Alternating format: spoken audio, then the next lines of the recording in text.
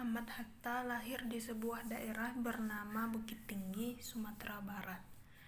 Ia lahir ketika Indonesia berada di bawah bayang-bayang bangsa kolonial. Hatta tumbuh sebagai anak yang tekun, pandai, dan juga disiplin mengaji. Selain itu, ia juga merupakan sosok yang rendah hati, sederhana, dan memiliki kedalaman pemikiran. Begitu kata seorang budayawan Indonesia, Nurcholish Madjid. Hatta memang tumbuh sebagai sosok yang religius, namun ia juga berkembang menjadi pribadi yang modern. Siapa sangka, Bapak Proklamator kita ini ternyata sangat gemar bermain sepak bola.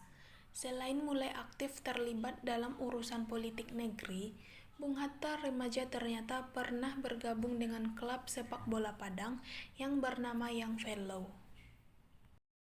Kalau dari cerita yang didapat Martias Daski Pando, wartawan kelahiran 1924 dari Padang, dari teman-teman Bung Hatta, ternyata Wakil Presiden Republik Indonesia pertama kita itu adalah seorang gelandang tengah yang sangat tangguh. Bahkan orang-orang Belanda yang sering bermain bola dengannya berkesan bahwa ia sangat sukar diterobos. Religius, gemar bermain bola, modern, lalu bagaimana kesadaran politiknya sebagai anak bangsa itu tumbuh?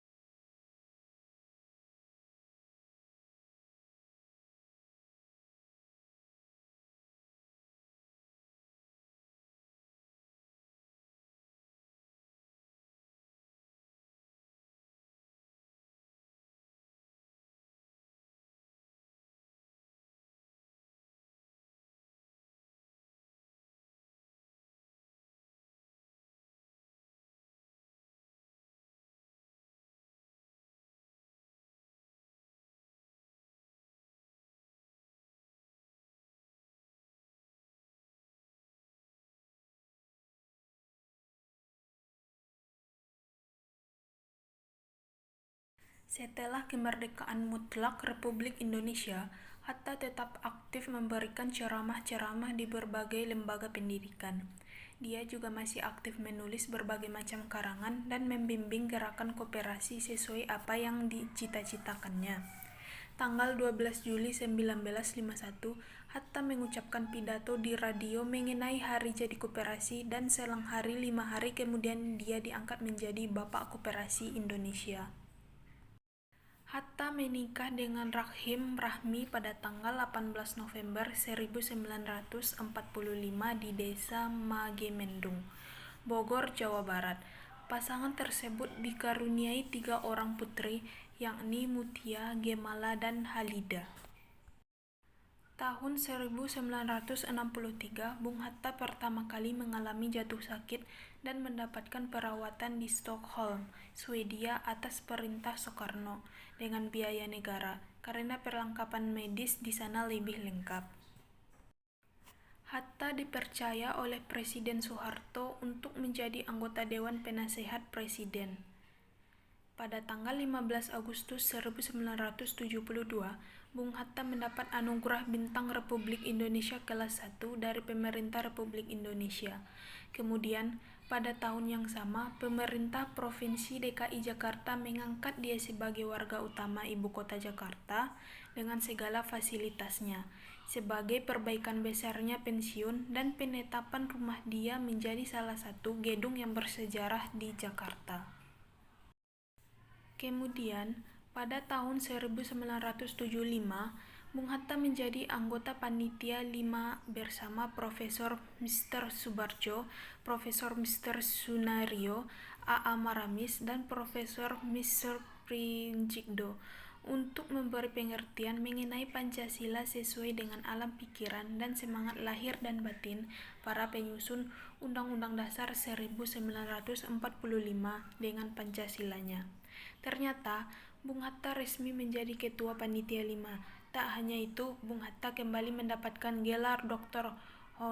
Honoris Causa sebagai tokoh proklamator dari Universitas Indonesia yang seharusnya diberikan pada tahun 1951.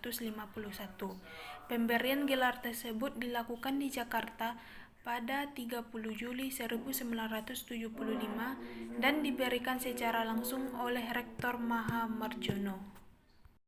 Pada tahun 1978, bersama dengan Jenderal Abdul Haris Nasution, Bung Hatta mendirikan Yayasan Lembaga Kesadaran Berkonstitusi yang bertujuan mengkritik penggunaan Pancasila dan Undang-Undang Dasar 1945 untuk kepentingan rezim otoriter Soeharto. Dan pada tahun 1979, di mana tahun tersebut merupakan tahun kelima Bung Hatta masuk ke rumah sakit, kesehatan Bung Hatta semakin menurun. Walaupun begitu, semangatnya tetap saja tinggi. Ia masih mengikuti perkembangan politik dunia. Hatta wafat pada tanggal 14 Maret 1980 pada pukul 18.56 di Rumah Sakit Cipto Mangunkusumo, Jakarta. Setelah 11 hari ia dirawat di sana. Selama hidupnya, Bung Hatta telah dirawat di rumah sakit sebanyak 6 kali pada tahun 1963, 1967, 1971, 1976, 1979, dan terakhir pada tanggal 3 Maret 1980. Keesokan harinya, dia disemayamkan di kediamannya Jalan Diponegoro nomor 57, Jakarta, dan dikebumikan di TPU Tanah Kusir, Jakarta, disambut dengan upacara kenegaraan yang dipimpin secara langsung oleh Wakil Presiden pada saat itu, Adam Malik. Ia ditetapkan sebagai pahlawan proklamator pada tahun 1986 oleh pemerintahan Soeharto.